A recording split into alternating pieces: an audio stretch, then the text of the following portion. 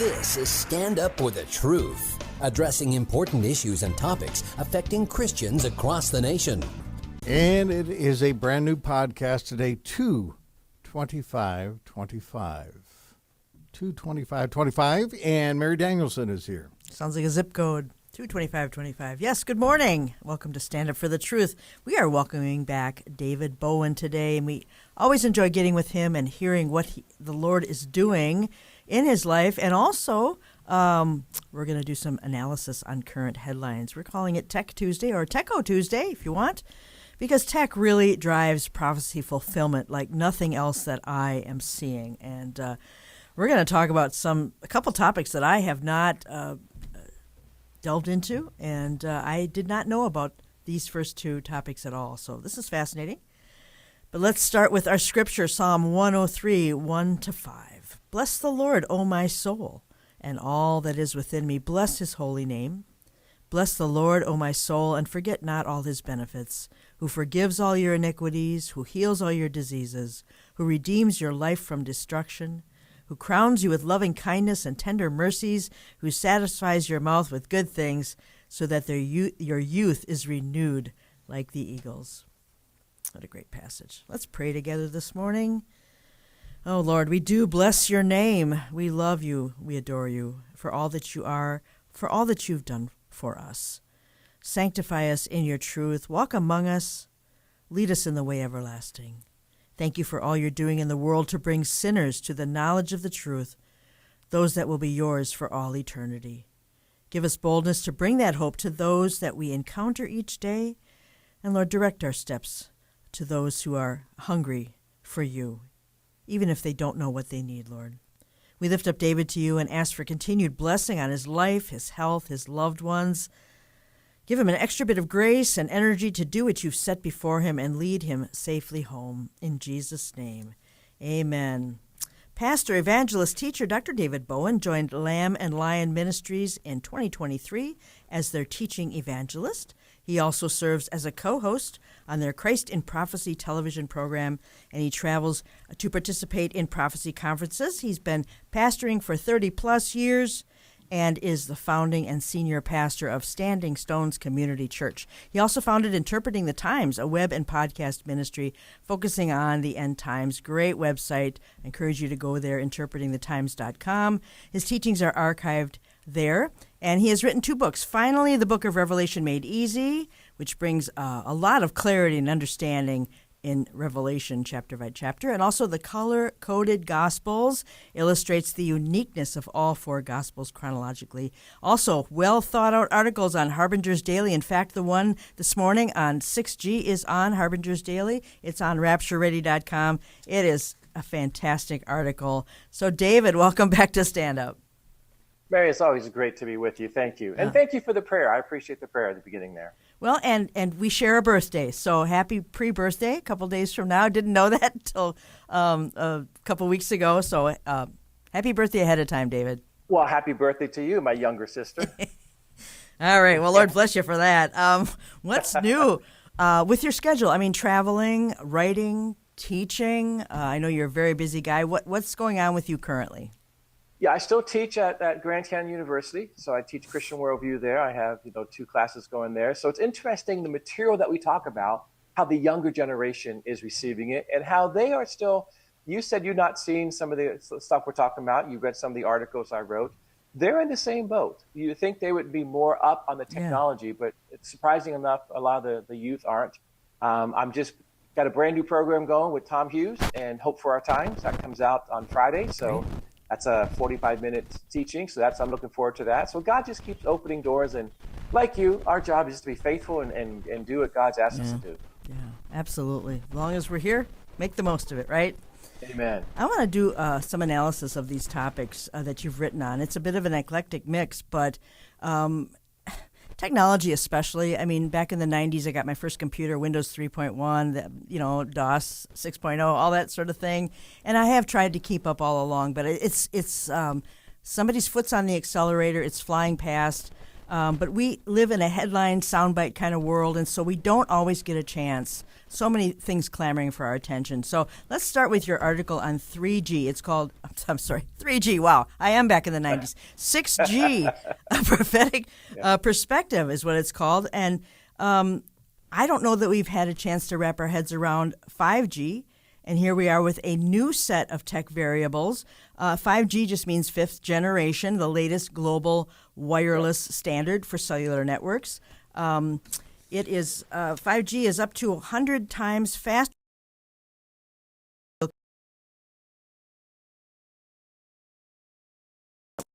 Such a long way since 2G, and I want to cover all the different stages of that. We'll do that as we go here. Sure. You know, it's not really just a shiny, promising upgrade, is it? I think they're counting on us not understanding what's under the hood, David. As long as our texts go through, we're just happy, aren't we? As long as we can make a phone call. But why is it important to understand 6G? Let's start there, David. What is such the big deal that we should keep up? Well, my goodness, 5G, as you talked about that really established the setup for the smart cities and the 15-minute cities and things that are coming down that way, whereas 6G is going to be able to implement everything. So 5G sets us up, 6Gs will implement it. And what really gets me, Mary, is we are going to embrace this. We're going to be excited about it, and they're counting on that because of the things it's going to allow us to do. We're going to think it's the greatest thing since sliced bread, but it's going to take away all privacy, and it's setting up the Antichrist kingdom. When I look at it, it can become overwhelming because it's just so much involved with it. But then you take a step back, you say, now, wait a minute, what this does, all this really does is it really advances the rapture. I mean, it's got to come quickly because of all that's coming into place. Mm-hmm. Well, I'm a student of the Old Testament. That's why I love the Old Testament. And when God sent prophets out to the Old Testament, he was warning, whether it be Nineveh or Jerusalem or Judah or Israel, he was warning them about physical nations coming and attacking them. Well, we're not going to have physical nations, I don't think, coming attacking us, but I do think we have technical attacks coming our way. And I think what happened in the Old Testament with wars and physical nations is being transformed now into technology and what's happening there. And it's going to be just as devastating. Wow. Very interesting. I thought it was so interesting the way you started this article, Operation Mockingbird. A lot of people may not even have known what that was. It was a covert CIA program. It was launched in the 50s to manipulate media. Tell us a little bit about that because journalists were on a payroll. I guess I'm not surprised, but this goes back to the 50s. Tell us about that a little bit. Yeah, they were on the CIA payroll. So, and went back.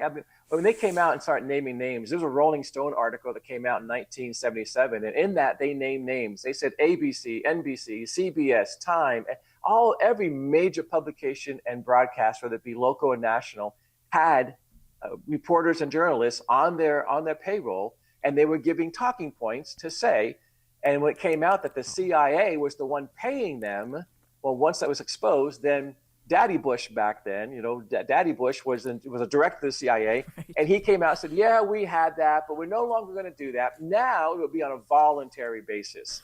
So he didn't say they were going to stop it. Right. He just said, we won't pay them anymore. So we'll let the networks give them a raise or whatever. But the talking points came from the CIA and what the government wanted us to hear. And of course, we just took it because we trusted the voice, right. And we trusted the print. We trusted Newsweek and Time magazine, back in the 70s, mm-hmm. and to have that come up. So Operation Mockingbird became public, came through a congressional hearing. It's on records, it's validated. So we can't say that the talking points that we're hearing, that's not manipulated. It has been. Yeah. And what's interesting, what came out in that article was the term fake news. Now, we just think that's Donald Trump, that he came up with that. No, the CIA created the term fake news, according to this article, and they used it for the JFK assassination. Right. So, yeah, it goes back to the 60s. So we've been lied to and things have been covered up for 50 plus years. If not more than that, really, but yeah. Yeah, absolutely. And I thought of this when I heard of Trump, gutting USAID, which is just Mockingbird 2.0, if you ask me. We learned that Reuters and AP and Politico and others had got significant funding from government agencies. Reuters got $9 million. AP, just $500,000, chump change. Yeah. BBC, $3 million. Internews, I don't even know who that is. $400 million. I don't know who Internews is. And then USAID payroll, CIA payroll. This has just been going on forever. So that shouldn't surprise us. But the bottom line is, covering up what was really going on, because censorship is the same thing. We don't want you to know what's happening. We're just going to cover up what's going on. But that ship has sailed. They really want us to know what they're doing, and yet they're counting on us not understanding 5G and 6G and all that. But 6G is full AI integration, 40 years in the making. That's absolutely incredible. So anyway, let's talk a little bit more about this article and the AI integration. Let's talk a little bit about the Gs. 1G was absolutely just analog. And so where did it go from there? We're talking the 80s then, right, for 1G? Yeah, if you remember the first cell phones that came out, they were like a brick. They weighed almost 2 pounds. Took 10 hours to charge them to get a half an hour talk time. But everybody, and they weren't cheap, so all the elites had the cell phones. But the first one was just voice, basically it's analog. And then 2G, second generation, you do some texting a little bit. It was able to and that was brand new. We could text. And then when you get to 3G, that really was your first mobile cell phone, where you had the flip phones back then. Yes. And then when you had the 4Gs, that would come more high speed. And that's where social media really started to kick off. 4G really was the birthplace of social media. That's where smartphones kind of came in. And of course, 5G is ultra fast, as you said, 10 to 100 times faster than 4G. And that's what people keep doing. We keep getting it bigger and better, but it's also putting us deeper into losing our privacy and taking things away from us. But we just see, I can go faster, I can do more. And now at 6G, they're saying it is driven by us, that we want to have faster speed so that we can do more on the media, that we can do more TikTok, or we can do more, social media, that we can do more video streaming and so on and so forth. So to do more streaming, you need 6G. But that goes back to Operation Mockingbird. They're going to tell us what we want to hear, and we're going to believe it. Wow, that's incredible. I remember having a flip phone, and internet was kind of coming in at the same time. And you flip it open, and it would allow you to log into the internet, such as it was, but all you get was a thing going round and round and round. So then I went and got an iPhone, and that had 4G, and I thought, we're talking stone knives to incredible technology just like that between the flip phone and the iPhone. That was amazing. So I don't want you to say on the air about what iPhone you have, but please stay away from the iPhone 16. I don't have, because AI is built into that. And people are going to say, well, I can go, it will translate different languages, it would do these emojis, it will do this, and they're going to think it's great. But AI is built in, and there's no escape from it when you get there. Yeah, I don't want a 16. That is where I draw the line. I have a 14 at the moment. That's even the updates to the 14. I don't even want to do those. Let's just stand still here and just leave it. I can do what I need to do. Let's just leave it the way it is. I remember working. Go ahead. You talk about how fast it's going. When I got my master's degree, that was mid 90s, basically 94, 95 in that time frame. We didn't have internet. We were doing email. I couldn't send any documents in. We were just getting some internet access there, and the professors would say, "Well, that may not be a valid website. What's a website back then?" That was just mid 90s. Wow. Look where we're at now. Yeah, that's incredible. I worked for a paging and just a cellular company back around that same time, and the guys were using pagers all the time. And then all of a sudden, auctions came along, and they were going from analog to digital, and they were auctioning off territories to go to digital. And it was like, well, who gets Green Bay? Who gets Appleton? Who gets these various areas? They were auctioning off to these paging and cellular places. That was absolutely fascinating to be in on that particular moment when they flipped the switch from analog to digital. Very, very, very interesting. Yeah. Okay, so 6G. Now, it's not, the 6G networks aren't in place yet, right? We are still doing 5G. There's no 6G yet. I just wanted to make that clear. Is that correct? Correct. They are hoping to have it out by 2026. Definitely by 2028, but I think they're going to make 2026, so we'll see. There's 7 aspects with 6G that we're going to be told what it is, and I'm afraid we're going to embrace it. But again, it's going to literally conquer the world. It's going to set up the mark of the beast, that system for it. We're not there yet. That's the tribulation period. But when you think about how can I go out and buy a can of soda in America, and someone in China go out and buy some grain or something, and they track it and monitor it around the world. That's what the mark of the beast is going to do. No one can buy or sell. Well, they need to have a system in place, and 6G has the ability to meet the qualifications of what we see in the book of Revelation. Wow. It's just revolutionary. It really, really is. Samsung is one of the leaders in this technology, and they have released some papers outlining its vision. Have you seen those? Have you been able to read those? Yeah, I have 2 white papers here, and what's interesting is that's where I get all the information from on what's included in it. Okay. There's 2. Samsung has come out and said, this is what we're going to do. And they believe that they are so far advanced with this that there's no stopping them. So Operation Mockingbird, they didn't tell us what's going on. They told us what we want to know. But now they're telling us up front, we're going to put these things in place, and you can't stop us. In fact, you're going to embrace it. We're not going to have a choice. Let's talk about what they're planning, because in this article that you have on Interpreting the Times, you're talking about the things that they are planning and what this includes. And this really blew my mind, some of this, David. So immersive extended reality. What is immersive extended reality? Well, you're going to have a digital twin. You're going to be able to do things where it just, I'm a pastor and I speak at conferences. So what if I have a conference on the same day I'm supposed to be preaching? Well, I can be in 2 places at one time now. I can go live to the conference and speak at the conference, and my digital twin can come to the church and preach for me. Wow. Oh, man. That's incredible. So, I mean, it's not a hologram. It's digital technology. So it's not a hologram. We're past the hologram stage. And you look at, you can have Billy Graham, or you can have Charles Spurgeon come preach for you through a hologram. But digital technology, what we're talking about here, is you won't even tell the difference. Oh, wow. Yeah, there's 7, when you look, I don't know how much you want to cover that, but there's 7 aspects to the 6G that they have that's going to be so realistic, you won't be able to tell the difference. Well, and this reminds me of the Surrogates film from 2009. My husband and I thought about it right away, as just having this twin out there. Virtual replicas of physical people and places. Tell us about, we were talking before the program about a concert. A lot of us old-timers remember ABBA. And tell us about that. That was, go for it. Well, and ABBA was big in the late 70s. Yep.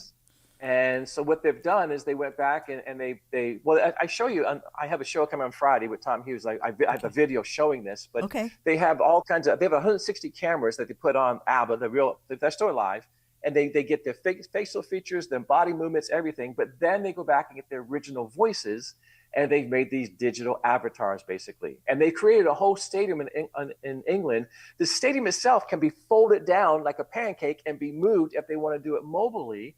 But it's going to sell out crowds every night.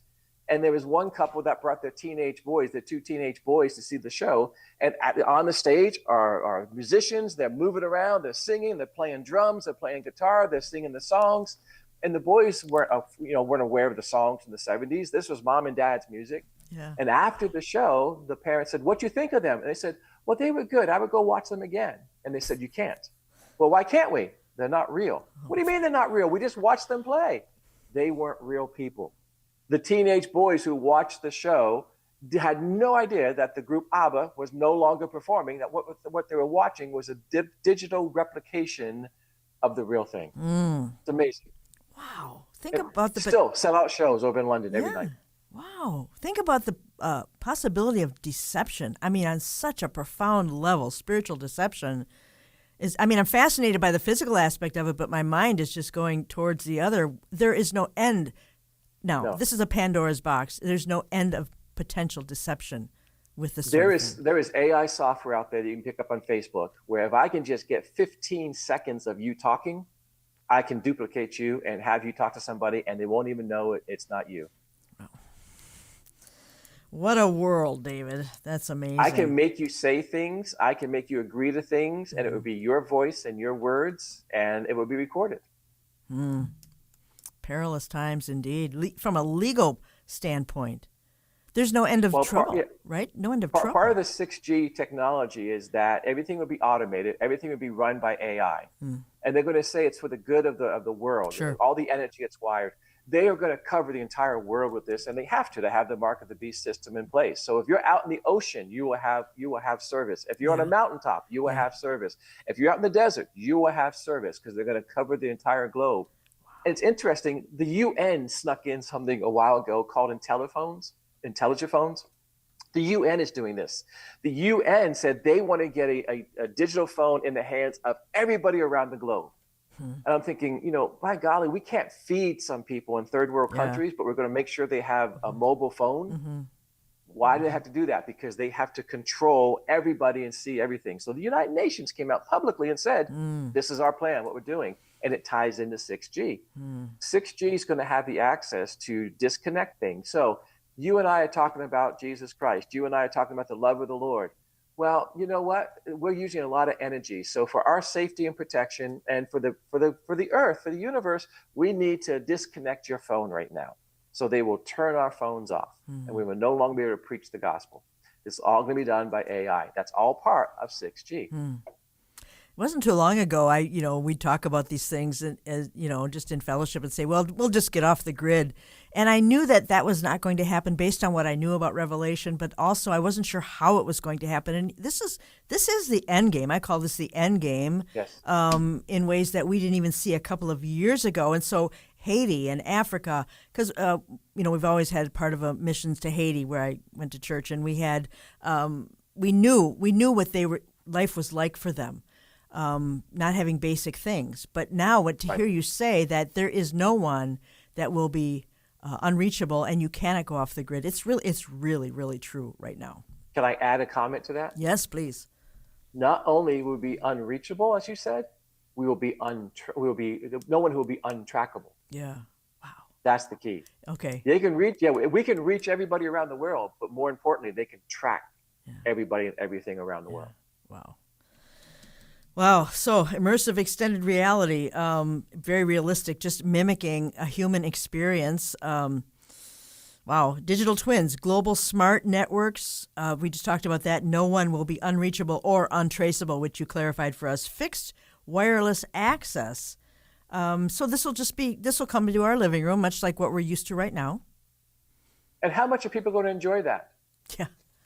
Watch this. I can turn my microwave on. I can do my dishes. Sure. I can turn and open my window shades. I can start my car from my couch. And we're going to think that's the greatest thing ever. Well, the technology to do all that is fixed wireless access, what they call FWA. And it controls us. Wow. You and I think on the last show, you and I talked about the Ray-Ban Meta glasses, which I am so dangerous. It's so dangerous. But everything that you see through that, they see. And that's what this technology does. Everything that you say, they hear. Everything. It's incredible what they're going to cover. It is incredible. And humans got along for thousands of years without needing any of this or imagining any of this or wanting any of it.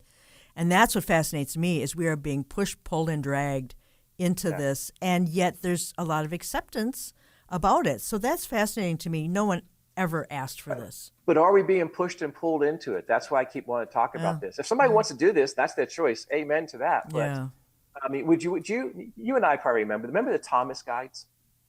Remember trying to go someplace having a Thomas guide? Yeah. Remember those? Yeah. And the big old thick books, and you're trying to get a map on it. Would you go back to that? Yeah. You have GPS now. Would you go back to a Thomas guide? I was preaching on Sunday talking about this a little bit, and I said, how many people use Google? If you need to find something, do you Google it? Yeah. That's AI. How many people use GPS? We're going to come off the grid, but are you going to go back to a Thomas guide if you're someplace you don't know where you're going? Are you going to give up the GPS? Are you going to give up just the technology that we're so used to? People aren't. And I say, I'm married, been married for a long time, so I don't use it. What about dating services? I know some Christians want to go to a Christian dating service. Well, who do you think matches the two people? It's not a human back there doing that. It's all AI.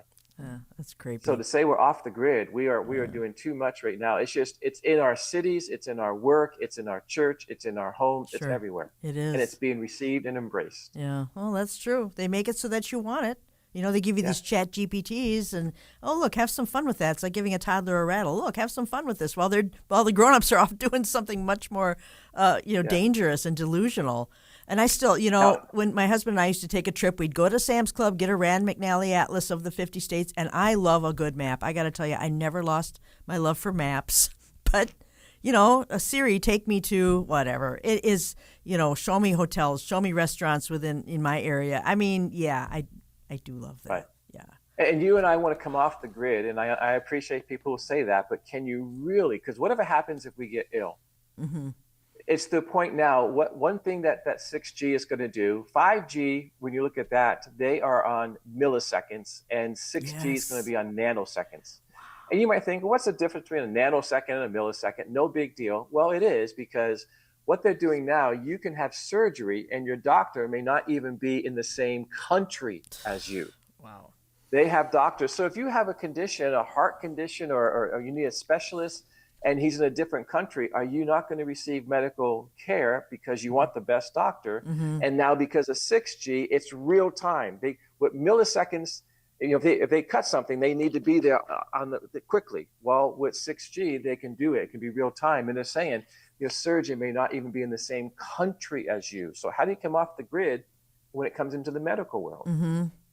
What do you do? Wow. Is there anything that's going to be out of the reach of being automated or handled by AI? It just seems like, we could almost just check out and let AI handle any network or anything. Total automation of society, every conversation. Well, you just that sentence right there, you just became the spokesperson for AI. That's what they're going to say.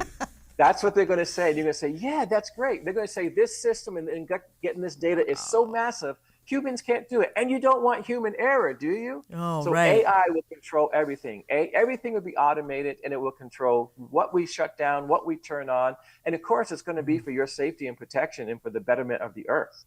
Yeah. Wow. Standing for the truth today, we're talking to David Bowen, interpretingthetimes.com. And here we are going headlong into the beast system. This is the trailer for the beast system. Absolutely incredible, David. So why does it matter? And we only have a minute and a half before the break, but we want to talk about why this really matters because of the blessed hope, David. I mean, technology is driving prophecy forward in ways we never thought. Tell us about that blessed hope in the next minute and a half so that we can tie this together in a really edifying way. Well, that's what we're looking forward to. We know that in order for the Antichrist to come into power, when he does, things have to be in place. And what 6G does, again, it's going to be allowing us to implement the things. 5G set it all up. 6G will allow the implementation. So that just means everything will be in place. And to me, that just brings the rapture even sooner and even quicker. It allows us to go home even faster, which should put a sense of urgency in our hearts.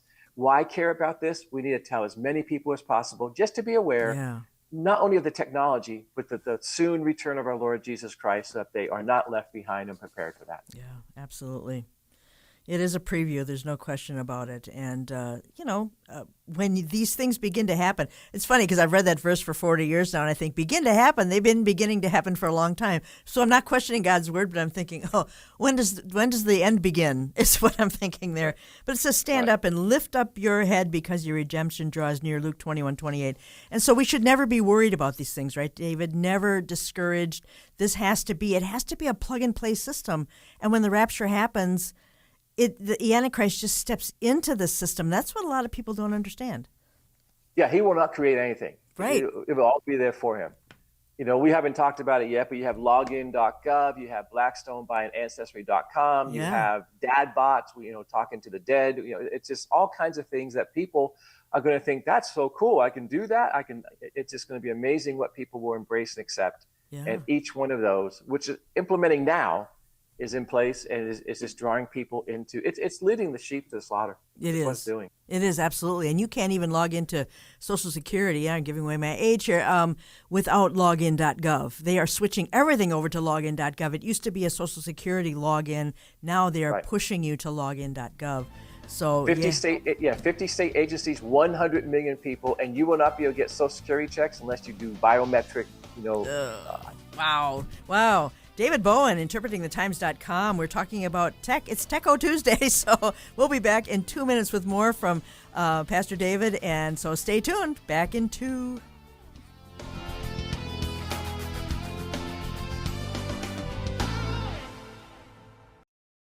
Thank you so much for sharing today's Stand Up for the Truth video podcast. We invite you to check out our other headline news site, ctrnn.org. That's ctrnn.org.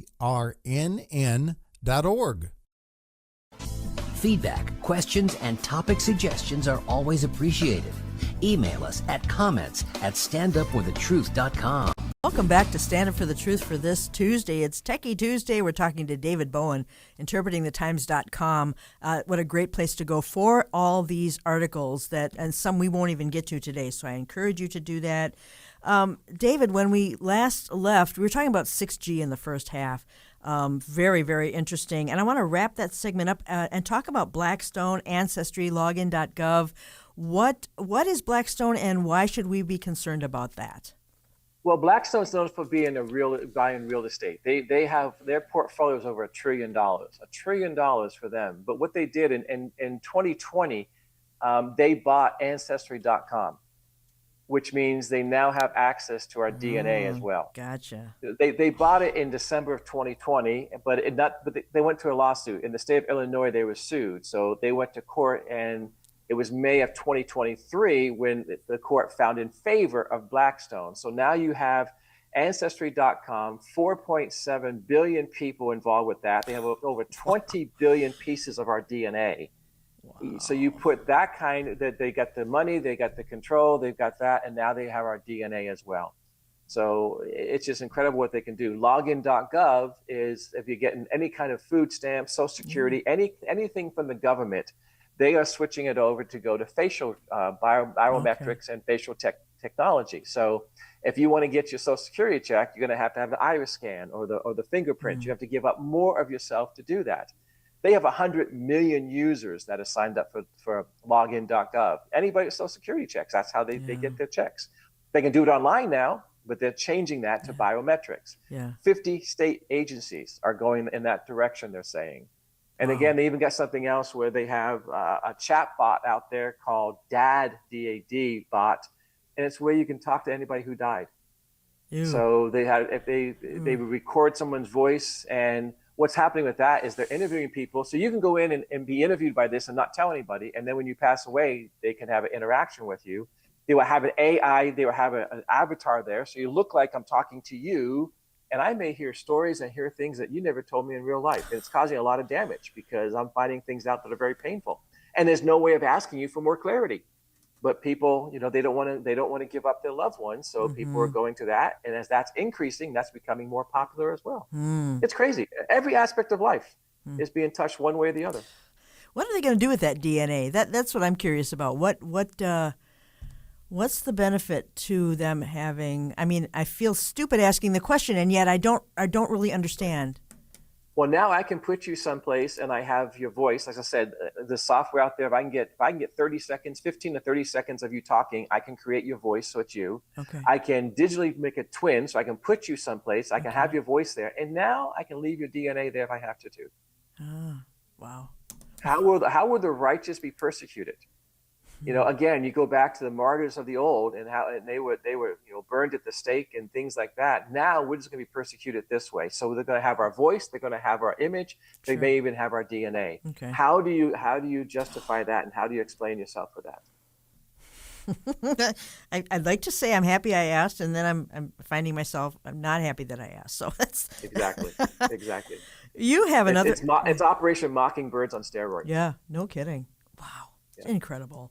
You have an article called Real-Time Bidding is Tracking You, and I knew nothing about this, although I am increasingly frustrated with the chaos on the average website or news site that is so junked up with ads and flashing lights like the Vegas Strip, and it gets worse by the day. I don't even want to look up stories anymore because you can't even find the story anymore. It's just I can't stand it. I can't endure it. But how do page developers not understand that this is driving people crazy? And yet they're doing it. They're saying, well, to keep the content free, we're going to torture you, your eyes, your ears, your mind by giving you all these ads. But there's so much more to do with it. And it starts with the apps we download. So, David, jump in on this with us. People have apps on their cell phone, and they, Candy Crush, Flight Tracker, fitness apps, pregnancy apps, all this stuff. Yep. Where are we going with this? Well, that's all innocent apps. In fact, the major market for Candy Crush is women, 35 and older. So it's just They're not doing anything wrong. They're just having this relaxing, playing the game on their phone. But what they're doing is attracting that. And then real-time bidding happens in seconds. So we have to understand the technology that we have. If you go on a website, you are now being tracked. And it's to the point because we have so many smart things in our houses. TVs, refrigerators, dishwashers, everything is smart. It turns itself on. We think it's great. We just program it, we just speak, but everything is talking to each other. So my wife and I were sitting on the couch about a month or so ago, and she had her laptop open but not on. She had not done anything. And we were talking about going someplace or doing something or whatever it was. We're having a conversation. And we hadn't planned anything. We just thought, hey, in the summertime, would you think about doing this? Well, what comes up when she turns her laptop on? What comes up? Hotels and things for that area. And we're like, we didn't even do anything. We didn't even search anything. It just hurt us because of what we have in our house. And we don't have the Ring doorbell. We don't have Alexa. We don't have a lot of it. We have a refrigerator. We have a TV. And that's about it that you would say would be smart. But that was enough for the laptop. Now, maybe the laptop was hearing us. We don't know. But real-time bidding will take all the information. Whether you had it before, you had to go on and actually search. Now you just got to speak it, and it will mark. It would tell the advertiser they want this hotel, they want this area, they want this shoe, they want these clothes, they want this food, they want this diet program, and the commercial people doing this will say, I will spend $20 per ad, I will spend $30 per ad, and they did, and it's all done behind the scenes, and the highest bidder gets the ad, so it pops up on your computer that quickly. Wow, that's incredible. And I don't want to live in a world where my refrigerator is talking to my toaster. That is so bizarre to me. But this real-time bidding, ads are bought and sold in real time, in the time it takes for a web page to load. And so there's ad exchange, which I've seen that. I've seen that as part of the ads. You can X out of it, but it never really goes away. It just gives you another ad. It's just so bizarre. So an ad loads information about the page in a user's web browser and passes it to ad exchange, and then auctions it off to an advertiser who's willing to pay the highest price. And like you said, the winning bidder's ad is loaded onto the web page instantly. It takes milliseconds. Yeah. Wow. They say, what will you pay for a lead, basically? How much? What's your cost per lead? And you put the number in, and the highest bidder gets that. So and you see what kind of return you get on that. I think it was around Christmas time. My wife was looking for something I knew I was going to get for Christmas because she went on and she didn't buy it yet. She was searching it, but the ad popped up when I went on the computer. I went, oh, why are you looking at this? So it's just, everything is kind of out there. It's just, nothing is being hidden, and it's being done behind our backs. And you ask, why would they do that, knowing it's driving us crazy? They're making money. Yeah. It must be working. Everybody's making money. Yeah, it must be working. Yeah. Well, and I noticed too now. And when ads pop up, just for, do a focus group, when ads pop up, how many people click on the ads? Yeah. Oh, we were just talking about that. Here's an ad for it. We click on it. Well, that increases real-time bidding. Sure. You're doing exactly what it's designed to do. Yeah. Oh, my goodness. Exactly. Oh, yeah. Yeah, that's just amazing. So 404 Media. Let's talk about 404 Media. They're a digital media company. They're independent, from what I understand, and they just study how technology shapes our world. Thanks to them, there was a data breach of a company called Gravy Analytics, and they exposed how popular apps for Android and Apple were being exploited. Developers don't even know that this is happening. But this breach revealed that thousands of the world's most popular apps, from games, dating apps, etc., are being exploited by the ad agency to harvest sensitive data. That's what it's all about, is harvesting data. And I've noticed, David, this is fascinating on Facebook. It used to be clickbait ads. You knew what a clickbait ad was. It had a weird picture, gross picture, whatever. Now they look like Facebook pages. And it doesn't even matter what the headline is, because it's going to be wrong. It's owned by somebody in Vietnam, and Facebook users think these are just legitimate pages by individuals. They are clickbait pages. Wow, it's just insidious. And it's interesting too, because you mentioned some things there. But even if you get a devotional, if you get a daily prayer place where you're going to pray, they have been hacked as well. So that's how they're marking Christians too. So they have your religious preference too. So if you ever searched anything online, basically you are someplace with this. When ChatGPT came out, that's OpenAI. When that came out, it took me quite a while to even think about it. And I had to call a friend of mine, Scott Townsend, and say, okay, if I go to the dark side, if I put anything in ChatGPT, what happens? Yeah. And he says, don't worry about it. You're 10 years late on that. They already have you already put someplace else with your information. And he's correct. So OpenAI was the beginning, ChatGPT was the beginning, and now you get into Perplexity, which is kind of a deep seal. Google has, they go even further with that, where you can go pretty deep on the information they can gather about you. Well, and Gravy Analytics has government clients, right? Yes. IRS, FBI, DEA, Customs and Border Protection. Yes. As much as Trump is draining the swamp in ways that we never anticipated, there still is all going on behind the scenes. There's nothing anybody can do about this. And is that right in my understanding? This is just going to go merrily on. Well, you brought up Trump, and he just, January 23rd, he just signed another executive order. And this one, he is very much pro-AI. So he is very much behind this technology. And this executive order, all it did, it was reinforcing one from February 11th, 2019, which was his original one on AI. And basically, this executive order is removing barriers to American leadership in artificial intelligence. And what they have here, you have ChatGPT, but now they're going into basically chat government. It's a government agency. So they are linking the IRS, Treasury, all the government agencies who have access to this AI program. And it's designed just for governments, but there's no walls, there's no firewalls built in. So he might be draining the swamp, but he's opening up AI across the board to every government agency. Wow. Sort of like a black hole. Is that Stargate? Is that what it's called? No, Stargate is completely even different. Oh. Yeah. Wow. This is again going to allow people to, when you look at the chat GPT for you and I, we can go in there and ask it, will you write me this, or will you do that, or you can do some research. Well, this is government files and government platforms that every government agency can have. So the IRS and the CIA and the FBI, nothing is hidden now. I can have access to anything. And the question is, what do you do with security clearances? What kind of protection do you have? Who has what access to it? We don't have access to that, so we don't know. We just know that with this executive order, that's setting up that system. Wow. So much for privacy laws. I remember when some of this started to break and people were getting a feel for what this was going to look like, this brave new world of AI, people were squawking about privacy laws. I just think, forget it, that they don't exist anymore. Would that be accurate? Yeah. That's correct. Well, you have mandatory national IDs in 7 countries around the world. America's coming there, but you have mandatory IDs. You have going to a cashless society. I don't know about you, but I don't really carry cash around anymore. Yeah. We were talking earlier. I'm in Phoenix, so there's spring training going on. I did go to a game the other day, and I couldn't even buy a program or get in because they don't take cash in the whole stadium. So we're already kind of moving to a cashless society. That's all in place. And then you look at the ID program, the national ID, the biometrics. It's in healthcare, it's in banking, it's in retail, it's in manufacturing, it's in medical, and it's even in the church. There's no place that we can go where this kind of technology is not implemented, and it's only going to get worse. The advertising industrial complex meets the tech industrial complex, and it's all over but the shouting, I guess we could say.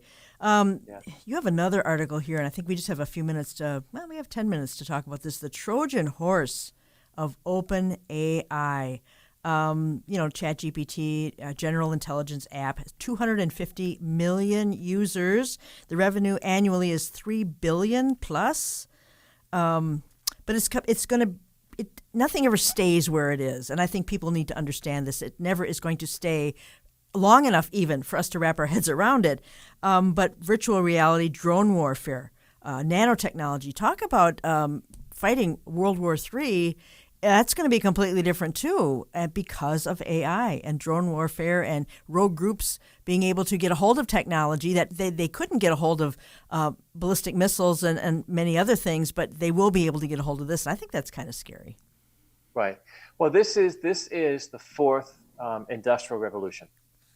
We've heard that term for years now. Yeah. When you had, Charles, when you had Schwab come out and say, we're going to have the Yes. fourth industrial revolution. Well, what Right. is that? That's really what this is. OpenAI, ChatGPT, again, you said it has 250 million users, but it has 10 million paid users. Okay. So you have Wow. 10 million who are actually paying and going even further with this. Hmm. But yeah, drone warfare, if you just, again, Google, go to AI, if you Google a Google it. map of satellites around the earth, it's amazing how many satellites are up there. Yeah. And we have warfare being done in space now. We can go out and attack a nation and never put boots on the ground. We can do it all through drones and satellites. We can hack their systems. We can take control of their electronics and their communication. We can use AI to deceive them, and then we can attack them via drones and satellites. We don't even need to put personnel there. Nanotechnology, you can do it. We can do it in real time as well because of 6G and nanotechnology. That's all being done now. That's not even future. That's in place now. Yeah, you call it a Trojan horse. It definitely is that. The Consumer Electronics Show, the annual technology event, where we will get insight into the latest releases, tech breakthroughs that change the world. This event alone is probably more significantly over the last decade. When I read about the keynotes and what's being unveiled, I can barely understand the technobabble anymore. It's just incredible. Yeah. But some of this, like Seeker, is going to be unveiled, if it hasn't been, will be soon. Tell us, what is Seeker? It's a wearable device? It is, and this is for those who are impaired and they can't see things. So, again, it's going to be presented to us, and there's some good things to this. I can't say that technology it's not all evil. It's how we use it, obviously. Right. But this is going to allow those who have any kind of issues with their visual. It would take visual data. It will see things for you, and then audibly put it to your Bluetooth. So I could look at this and be told what I'm seeing, and it will allow me to have sight basically via Bluetooth. And that was just, again, that was done in Las Vegas. That show was done in Las Vegas just about a month ago. I think it was January. That show was there. Early January. And that's what it was going to do. So now that's something on the market. It's an AI wearable device. Now, anything that you get as AI, it's wearable. Even though it has some good qualities to it, it will track and get all the data and information that it can from you. Everything then that you see, it sees. It will relay things to you, but you can't do anything without it seeing it. And again, that's where if you don't have any kind of impairment, you go to something like the Ray-Ban Meta glasses. Right. One thing they advertise is, hey, if you're going to go on vacation, lay your outfits out and ask Meta if these go together. We can get the perfect shoe and the perfect hat. We can be your packing partner. And some people are going to say, that sounds so cool. I'll match everything. But you have to understand, whatever you see, it sees and records. Sure. It was just, in New Orleans, we start the year off with attacks in New Orleans and Las Vegas. Yeah. The attacker in New Orleans had these Ray-Ban Meta glasses on, and he recorded things the day before. He wanted to live stream the attacks.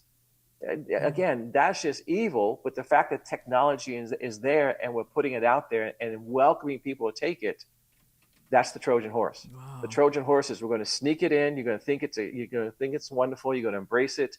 And when you're not looking, the evil comes out and it destroys you. It takes you over. It destroys you. Well, and then there's something called DeepSeek. That's developed by China, owned by a Chinese hedge fund. It's a chatbot, but they're saying it's going to upend the tech world order because it's better than U.S. chatbot platforms. It's challenging U.S. tech dominance. It was just a matter of time, I think, David, before that happened. It's been banned by the Congress, the Navy, the Pentagon. And then, of course, data leaks to China. What could possibly go wrong with that, David? That all sounds good. Yeah, we can just trust that. So, again, my university students, I ask them, I said, where do you get your news? Do you even know what news is anymore? Yeah. I asked them, what does news mean? And they have no idea. Yeah. I don't know, your parents, maybe your grandparents, when the day ended, you would have a half hour of news on TV, correct? The late night news. Yeah. Why do they always put weather and sports on there? Well, that's what news stands for. The NE is notable events, weather, sports. That's news. That's how we get the terminology. And I would say, where do you get your news from? And they look at me and they go, and the answer is always TikTok. And I go, great. So you get your news from China, basically. That's where you're getting it from. We don't need Operation Mockingbird. We have China doing it for us. Oh, my goodness. I didn't know that's what news stood for. I mean, okay. Yeah. That's fascinating. Well, I teach Christian worldview, so I make sure they understand the history of it. I go, what's a club sandwich? It's chicken, lettuce, under bacon. So 100 years ago, that's how it was ordered. And they finally said, that's too hard to say. So they come with club sandwiches. Nice. So we talk about logos in the business world. Sure. We talk about the history of things, and news is one of them that we talk about. Yeah. What does bar mean? It's beer and alcohol room. So so this terminology, we got to know the roots of it. Yeah. And really, when you look at, we're looking forward to this, but Mary, the roots of it goes back to the scriptures. Yeah. And it really comes back to where God says, this is what's going to happen. Very so interesting. If you really want to know what to do, we go back to the Bible, and the Bible gives us the answers. It's that easy. And a lot of this happened with a gentleman named Edward Bernays. He wrote a book called Propaganda, which they didn't like the word. It was a bad word, so they sort of called it public relations. But all the logos, when we look forward to Super Bowl ads, we have him to thank, writing his book in the 40s about propaganda. It was the beginning of the advertising age, the beginning of all of this. It didn't happen yesterday. It happened quite a while ago, but it just builds and builds and builds. You talked about industrial revolutions. I just want to mention the dating on the first three. The first industrial revolution, 1784, with the invention of the mechanical loom. So that was the age of mechanization, water power, steam power. Second industrial revolution, 1870, the age of electrification, the advent of assembly lines based on electricity and human labor working around the clock. The third, 3IR, 1969, computing and electronics. Took center stage, so there was a big gap between those two. And then the fourth, as you mentioned, cyber-physical, merging the physical, digital, and virtual technologies. So, and then Klaus Schwab in his book about 4IR. So that's how we got here. It took time, right? This infrastructure has taken a long time to build, but here we are. We can learn a lot from history. If we look at the scriptures, when God spoke to Israel, he spoke in agricultural terms quite often because they were agricultural people. And we were, until the late 1800s, early 1900s, we were an agricultural world as well. And just look at marriage. Because back before when we were agricultural, you didn't have dating, you had courting. So the gentleman would come to the girl's house and spend time with the family, and they would get to know him, and they would see him and find out if this was a match made, for marriage. But then when we went industrial, when the cities came up, you had theaters coming in, you had dance halls coming in, you had saloons coming in. So the gentleman would come to the house and take the girl outside of the house, take her out of her protection, and go out and do things. And if you look at what happened as that progressed, look at what happened to marriages as well. Yeah. Wow. So again, history will give us all kinds of insight and understanding of, wait a minute, we can learn from this if we look at what's happened in the past. And we see it in a different plane, but generation after generation does not look back on what the last generation suffered from and succeeded with. Wow. Yeah, context is everything. It really, really is. One more quick topic here, David. We don't have a lot of time for this, but I've been fascinated with the Bulletin of Atomic Scientists since I was a teenager. I knew nothing about apocalypses or Bible prophecy, but it always fascinated me. Albert Einstein started this in 1947, and they're setting a clock based on what's going on in the geopolitical world. And with weaponry, they set a clock. How close are we to the end of the world? And that is very interesting history. But I think, where are we at right now? Because I think it's closer than it's ever been. Oh, we're just seconds away now. Seconds. And in that article that you're talking about, I went back and traced, we went from 17 minutes down to seconds. And every time something would happen in the world, again, this is not a biblical group. This is a secular group. Right. This is a think tank. They have nothing to do with Revelation. They have nothing to do with a biblical standpoint. So, and I make sure people understand that. But it's interesting to me, even when the secular world realizes, you know what, we're heading to a point where there's a point of no return. Yeah. And they just put in January, every January they look at that, and it's now down to seconds, not minutes. And it's interesting. I know we're running short in time, but when you say the secular world, what we're called to be is watchmen. And I do a whole thing on what the history of a watchman is biblically. But again, the secular world realizes this. They have a new implant for heart. For anybody suffering from AFib, they have a new implant coming out, and it's called Watchman. They even said, and what it is, this Watchman implant is 500,000 people are using this right now. It goes right into the heart, and it's to help people with AFib, but it's a life-saving device. And I say, you know what? The secular world saying a Watchman is a life-saving device. Well, the Bible says you and I being watchmen, we are too to be life-saving, people, because we need to get the truth out there. Yeah. And I'm really glad you put it that way. I saw the ad for that the other day, and my husband and I just looked at each other like, it's called what? It just struck us immediately. Here's a quote by Albert Einstein before we wrap it up here. He says, "I know not with what weapons World War III will be fought, but World War IV will be fought with sticks and stones." In other words, 3 will set us back to square one, considering the tech that he thought we were going to have. So very, very interesting quote from him. David Bowen, interpretingthetimes.com. Thank you so much for your time. We have to do it again sometime in later spring. Are you up for that? I'm always up for spending time with you, Mary. You are such a joy. No, we just appreciate your time and all that you do for the kingdom. Thank you so much, and happy birthday. Happy birthday to you, all too. Right. God bless. All right. Wednesday, Jeremy Lundgren. That's a fresh podcast, correct? Crash, is that correct? Yes. I know it's a rare occasion for a new one on Wednesdays. Yes, but yeah. Okay. And then Thursday, I got Headline Day. Friday, J.B. Hickson will wrap it up with that. And I will be on vacation for a couple weeks after that. But stay tuned to Stand Up for the Truth even while I'm gone. Yeah, you enjoy, you get refreshed, and we'll take a break as well here. Sounds good. Now may the God of hope fill you with all joy and peace in believing, that you may abound in hope by the power of the Holy Spirit. Romans 15:13. On that note, have a great day.